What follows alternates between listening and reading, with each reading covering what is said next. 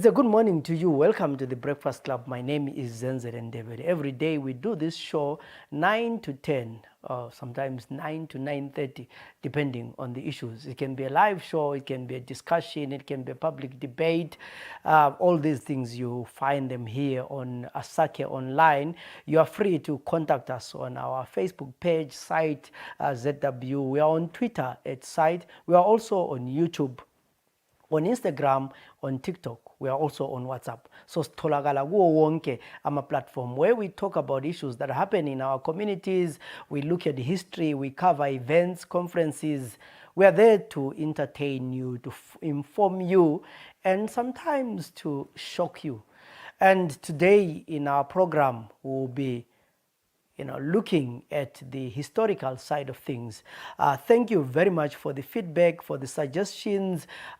Doing programs like, tracking ZPRA veterans, talking about war, talking about Gukurahundi is not easy unless you have relatives and friends of those who were participating in the struggle, giving suggestions. And we would like to thank you very much for the support, because every day we get suggestions, we get numbers, we get ideas on who to find, where to find them.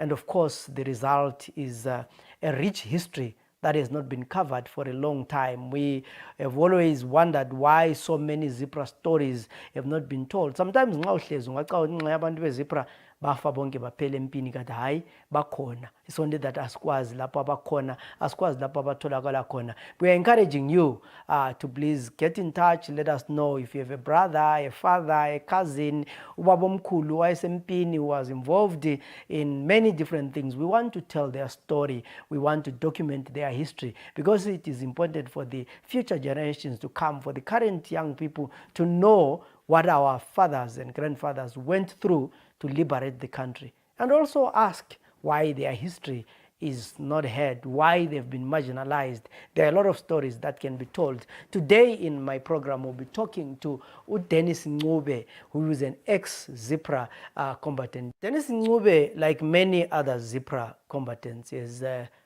lot of stories, maybe painful ones as well, joining the liberation struggle, the zeal and the determination to fight for Zimbabwe, coming back after independence, joining the army, the Zimbabwe National Army then, and then facing discrimination, persecution, which led him to decide to be demobilized and leave the army. But that did not end his problems. He still continued to face the challenges during Gukurahundi, losing his father to the 5th Brigade. These are the stories that we hear every day. And sometimes when I listen to the stories, I think our history, we missed it somewhere. Gukurahundi started in the National Army. The persecution of ZPRA guys, many ZPRA guys who disappeared, who were arrested, who are not known what happened to them.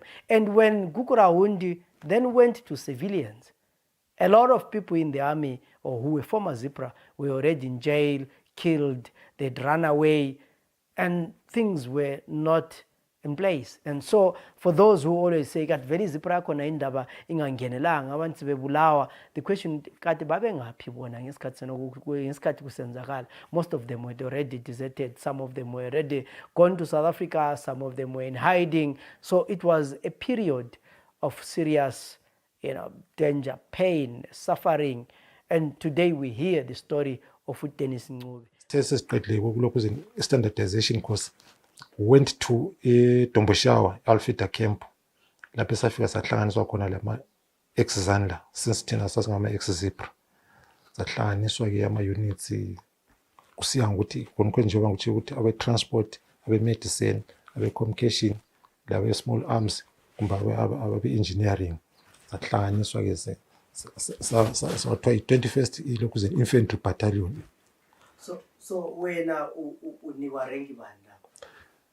Well, ama-ranks ayevele ekhona. Ama-ranks ayabe sedeterminwa ngama-overall commanders as per ama-companies le-battalion from ilokuzi abakhokheli.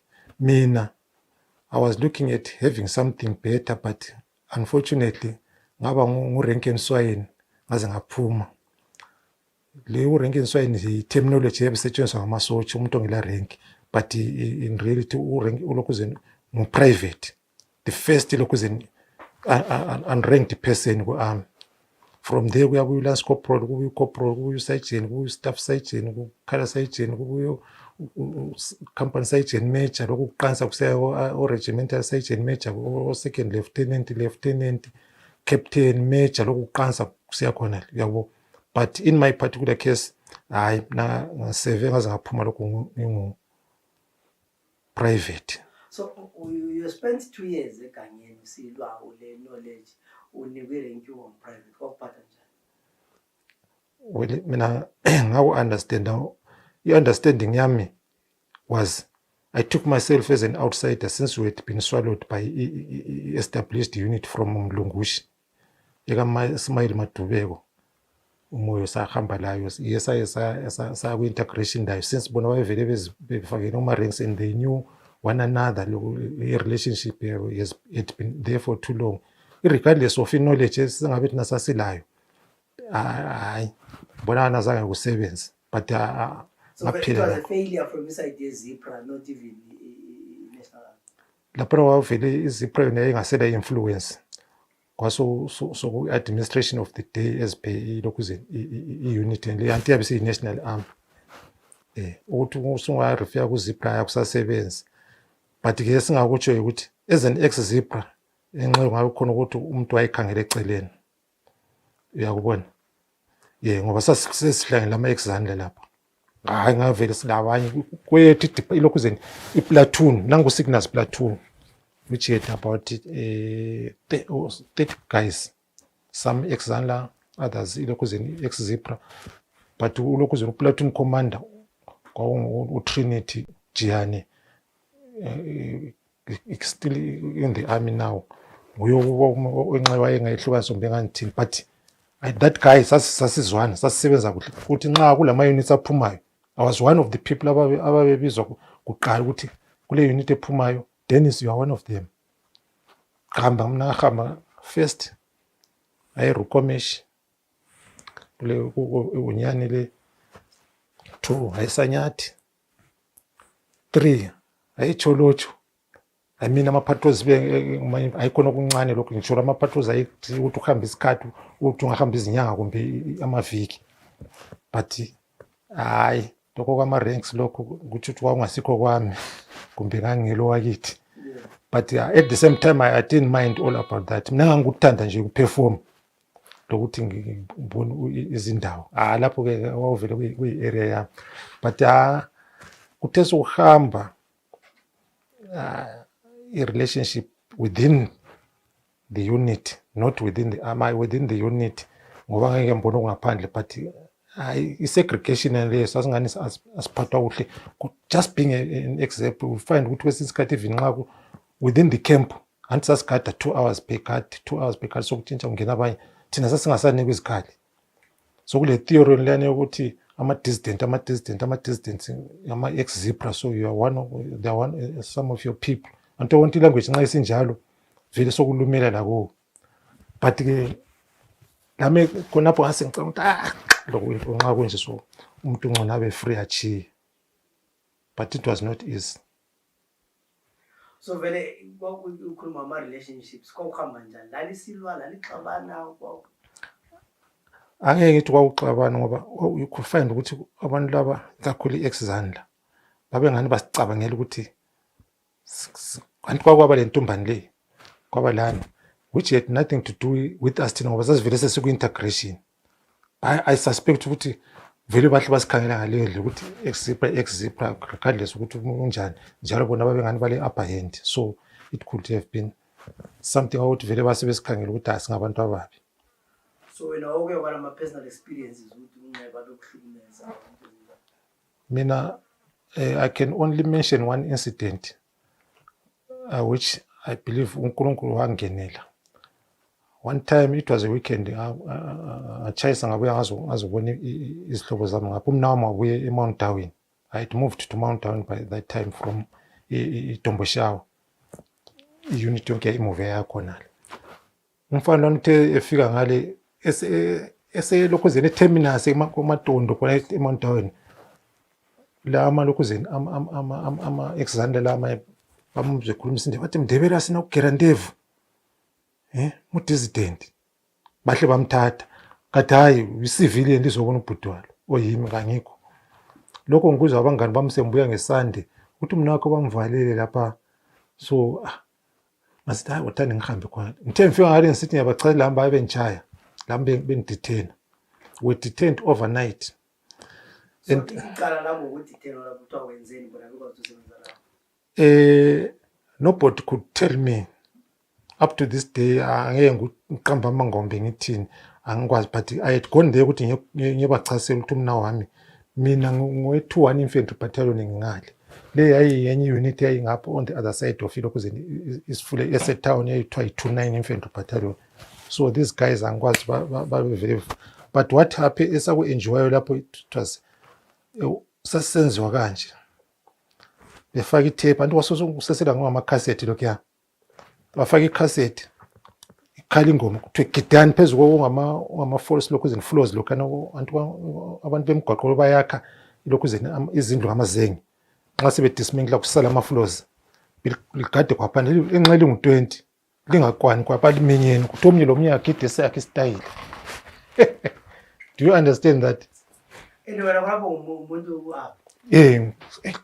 saving ayikhona umbe kuthiwa ni not even ase ngisini la hayi ngangekho ku-uniform anti ngangehle ebhasini ngivela ngikhazi siyatshela uduty officer every weekend kumbe holiday kulo duty officer onguye okhangela ukuthi enkambeni kwini okwenzakala kanje uyabe egqoka khona ungani ngokwamalukazana lokhuya is the guy responsible who should understand nxa ukhuluma laye ukuthi utshoni athathe inyathelo ngokuqondileyo njengoba i-army vele ihlelekile but that guy did not understand vele kutsho ukuthi babe vele belezinto but at the same time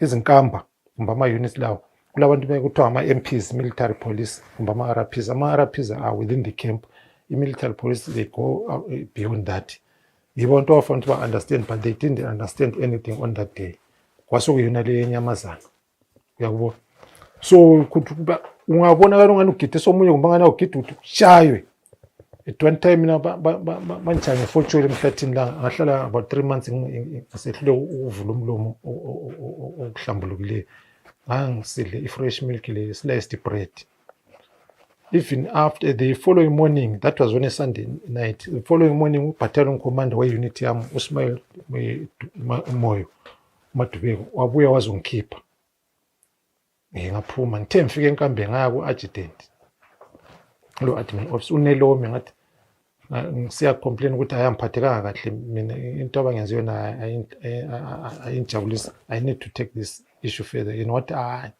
akulanto ongayenza lapha look let it pass that's one of the issues leyo azange imphathe kuhle leyo zathi nxa mphatha so given i-service delivery yami hayi so kuwe you were mistreated just because of Ndebele I can say yes not necessarily ukuthi ngayindebele maybe ngithi ex-ZPRA because ku-ex-ZPRA you could find ukuthi even now kulabo imihlobo engasuye amaNdebele khona maybe kungaba yikho khona but I think it was because I was an ex-ZPRA enxa ngabe ex-Lokhuzeni Rhodesian Forces ngoba nti labo babekhona babengasoze bantreat njalo anti uzwile ukuthi times you could find ukuthi even uyagada 2 hours just 2 hours within the camp you could not be given that opportunity kuyijuthe evele senkambeni uyakubona so la nxa sengicomplaina umuntu engasange entertain thanks for Lokhuzeni ubattalion commander wabuya wazongikhipha umfana nami la ababethe uthola le pistol sokuleso sibanga sebemkhulula sehamba umuntu olumpopo yakakhulula kulanto njengaleyo but ke mina ku-service output yami within my period ngikhona ngale I was happy communication ngangivele ngingayiphumputhi ngihamba layo I was one of the people ababizwa kuqala ngihambe ngiyoperforma enjoying it, ngadinga okuningi. A relationship, I don't remember ilanga ngani ngiyapanishwa ukuthi bengenze umsikazi, because kwami kuyapanishwana. Even i-collective punishment, kulento kuthiwa i-collective punishment, kungawona umuntu oyedwa waba singu-5 siyapanishwa sonke la. Lawo umsulo ongumuntu kaNkulunkulu ongenzayo lutho, uyatshona khona ugiqike uthini. But-ke akuyi-history yami ngikhona ngale, azange ngihlangane lakho. Those incidents zona ngaze ngathi mina kungcono ngenzeni, ngiphume ngingabaleki. So I-apply i-demobilization, kwakule issue kodwa i-demobilization yayi-anansiwe. I applied twice besala. Then i-third attempt yami yikho lapho abavuma khona. One of the issues ngesikhathi ngiku-deployment ngisecholotsho, you would see ama-blood relatives ami abazawahamba abantaba bomalume bevela kithi khona ngalo nje okuduzela kithi eLupanda ngale, sebengababanjiwa sebesiwa echolotsho khonale kuthiwa ama-dissident kumbe bathini. So all that also affected me ukuthi hayi abantu laba bamsula indlela abaphatha ngayo lokho, enxe ngabe ngangikwelinye ilizwe enxe kwakungasoze kube i-issue, I don't know.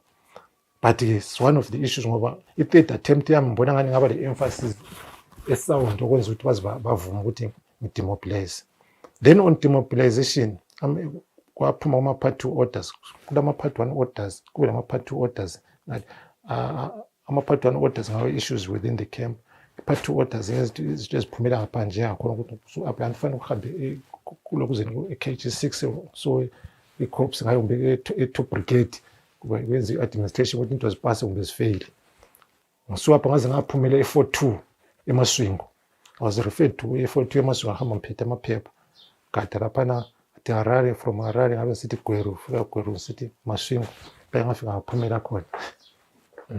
So uyaphuma laphana uqonda ngibuya ngikhaya. Nxa ngifika ngikhaya from there thola umdala ukhona sengitshela nje ukuthi lokhu la lokhu. At the same time kwapha ingefuna ukuyekhaya sithi sile sihambe sonke. Then the old man says what ngihambe mina umomo ngana right. Umomo ngana right. Ahamba nje. He gets home, mina I remain here. Information I filter kuhle kade santo umomo usumubi I filter, but he filter through ukuthi ekhaya dala sokunje sebebanjwe ngabe ku-ground kwi-unit kwale eChisimisi. Wafika ngikhaba bamthatha umdala umuzi bawuchisa, bengakawuchisi bathi kulaba abafana bami uSem, I have my young brother usewanezi ngale wabesakhula lapho, kwathiwa ngena ndikhipha ingubo zenu endlini, bazikhipha bathungela umuzi la baphuma bagcwala lokhu zomgwaqo, umuzi sebewuchisile. Wathatha babahamba baqansa labo, thatha komalaba kosifela komcheya kosiziba, thatha abadala balabo komabhela baqansa labo igusu, waqeda labo insuku khona leguswini. Suka lapho bahamba labo kwelinye iplaza, lapho bafika khona bangani baba interrogate bagcina bebadubule babagqibela kumasgrave. 7 of them. The 8th one la wafanele afela lapho ukuthi uthina wachawula uvalo awakuphela. The umama lona wayebagebhela ingcwabe bagqibela walokhuza wambone evuke baleka. Utheze amasotsha la ebuya lawa wayebatshela ukuthi kwenzakaleni, abanye bankhona babemlandela. Then these others kuthi umama lwana nje wayeseqedile umsebenzi wasebemtshiyena abasamenzanga lutho. Lwano ubaba wabaleka wayesibhedlela eSt. Luke's. The doctor there othiwa ngumakhumalo wesiGermany wayesewazi umama wakhona wasemfaka ku-side ward ekhokungani kuyi-corridor sokuthi ayikhona ku-main ward. Abuye amasotsha emdinga bamswela bahamba. Udokotela lwana wabesithi vuka wabevuka hamba koBulawayo. Nguye lwana wachaya ngenyawo from St. Luke's waze wathi sekopulula wagada ibhasi wabuya koBulawayo wakumntanakhe emayadini lapho athola khona i-treatment. But unfortunately he passed on 2 years after that time, which I think enxe kwaba izinyalo. But this is the same guy who was telling us what they endured during captivity yabo beseguswini le members eGugurawundi lezi. uyabo. So bayabachaya khona le bank. Babe bachaya khanya babe bachaya oku-serious. Le language barrier yayi-contributor, and ubaba was being used there njengoba engani isishoni uyasizwa uyasikhuluma nguye wayekhulumela abanye, but-ke like it was one of the issues esebenzisa i-language barrier. Mina-ke kuthe kunjalo-ke lapho sezifilthe news ukuthi kunje ngaphi izihlobo zami baye bathi dodona njengoba kunje hayi kungcono sikufihle. Ngabe ngigada mbuyele eHarare siyahlala kumfowethu lo usindiswa buye kimi eMount Darwin that time wayesebenza e-National Parks and Rec. Ngahlala kuye ePark Meadowlands for 2 months ngabuya sokungani sokudedile. Sahlala then ekhaya sahamba 1987 sokule issue lawo kuthiwa i-Peace Accord esibhasiwe sikuthi lathi safety yethu. So from there impilo yaqhubeka suyisivile. And I was enjoying it, but-ke into eyamphambanisayo ukuthi umsebenzi engawutholayo wawu-aligned to security, meaning konke engangizama ukuthi mhle ngiphume kikho ngisaphuma kikho, but ngaku-accepta and I enjoyed being in that line of duty up to retrenchment yami in 2019, which was 34 years after ukungena kwami ku-municipal. Hayi ngafika ngaperformance ngathi ngingena laphana, but nanzele ukuthi I'm from the army and we were present lawo amaphepha akho ma-interviews. Ngathi ngangena ku-CIT angizange ngihlale isikhathi ngaba selokhuzeni control yama-trucks e-CIT. From them on kwaba lama-vacancies I applied, though I would talk to junior, but I managed. About 13 years later, it was 1998, I was a corporal. From there, Hamba 2000, ngaba ngu-sergeant. 2002 ngaba ngu-sergeant. Qasa ngingena kwama-field investigation and so forth, sengihamba le-audit and so forth, kuma-route runs loku-verify ama-invoice ama-custom and so forth. 2011 abe security officer. Sengihamba lokhu ama-investigations lama-interagency lokhu relationships la njengo-VID, CID and so forth. Imoto zangithi zingabotshwa, you need to attend ama-police, ungaba lama-cases ayi-court, you need to attend, assist ama-prosecutors la ukuthi ama-cases angikhona bamanage, ngoba ufind ukuthi kwezindawo lapho. Ake nginike i-example ngithi a-driver takes a route atshontshe khona ngale, you need to pursue that area, and you discover ukuthi enxa kule about 150 cases on an individual drive. Kwaba ama-drive enxa abe ngu-10, omunye layo number yakhe total ube le enxa about 1000 cases. Ziyasebenzeka azisebenzeki, ama-understating, ama-over lokhuzeni stating, wethengisela umuntu 10 crates athi umthengisele 100, 90 crates le difference athi uthenge ngama-crates ngakungamanga konke uthola ukuthi original copy bhalwe kungela carbon paper. Lokhu first copy company gives false different information, so that's one of the issues, but I enjoyed my job. Ngahamba speed ngakubalela ngithi ake siqalekini ngapho Dolwane, Madlambuzi, Kochichi, Brunabek, Manama, iBedbridge ngayibala nje, Chikombezi, Mbembesi, Crossroads, Enkayi, Isiganda and Chocholo, Nyamandlo of Lecholocho. But at the same time ngangisiyada kulokuzeni ku-input support ingwebu ibivele amabele iwalima echirets. Chirets is good for lokuzeni crop farming. Ibivele ihambisa ama-inputs ayahambisa i-fertilizer lenhlanyelo ingababhadalisi. Nxa sebevunile sebenika ingwebu kwapho ethatha khona imali yayo yenhlanyelo le-fertilizer. So we would go there, give them that periodically, siyabona ukuthi kunjani. Nxa sebevunile sokusiya collector, would also go there, verify this and that, nakuma payments. It even affected their children esikolo. ukufind ukuthi umntana umlimi othengisela ingwebo amabele umbolimela ingwebo amabele nxa engakaniki imali yankhona bamxotshe esikolo but imoto yankhona ingaveli ibonakala ihambe lanxa ihambele okunye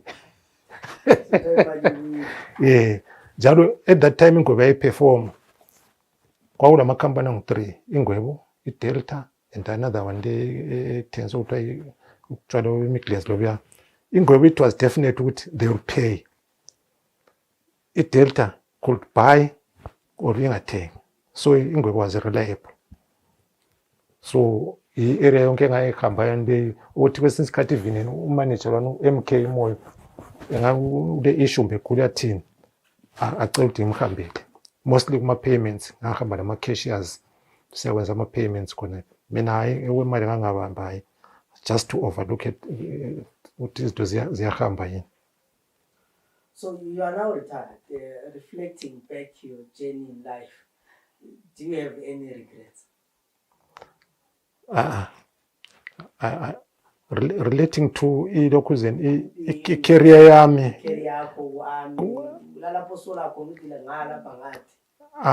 Akukho okungangisolisa mina ngize ngiyelaliswe esibhedlela. What I would mention sisonke lapha, I would have loved ukuthi imuli yami ngikhulela yonke ngaze ngahamba mina ngayitshiya wena iphila. Unfortunately, I lost my wife in 2008. 2008, I only have 2 children. They are in South Africa. Okubuhlungu nje ukuthi anti umnye lo munye njengomuntu omdala uyafuna ukuthi abantu bakho bela around you. Nxa bengekho lanxa likhulumisana nsuku zonke every hour, it's not as good as otherwise okunye I'm enjoying my life kunje. Wesley nalandingezelele. Landingezelele I'm happy mina noma ngifika kwami kuSathane bekusezulwini ngakho ngathi wena ulomlando lapha hayi even kulokhuze ku career yami ngisese empini ngale I never shot a gun to any person. Ilane yami yayinyokucommunicate abantu bali mentality ukuthi umuntu okuthiwa ligorilla kumbe umuntu okuthiwa lisotsha ngokubulala kumbe ukubulawa. Mina yami iline tells it all.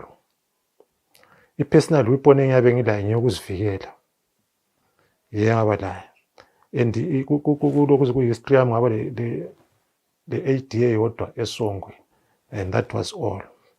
Even sembuyile ngwebo lapha sengihead lokhu CIT the corporate because ikami head office there yayi under me lokhu the CIT izimota zika-council zenezithwala izimali ziya angazange kube lo muntu othiwa wafa ibulala umbhobho kumbe wathini kumbe wa-capture kumbe imoto yathini hayi azange ngibe lakho until I left the company. So I'm a happy man. I only miss friends, having friends around me.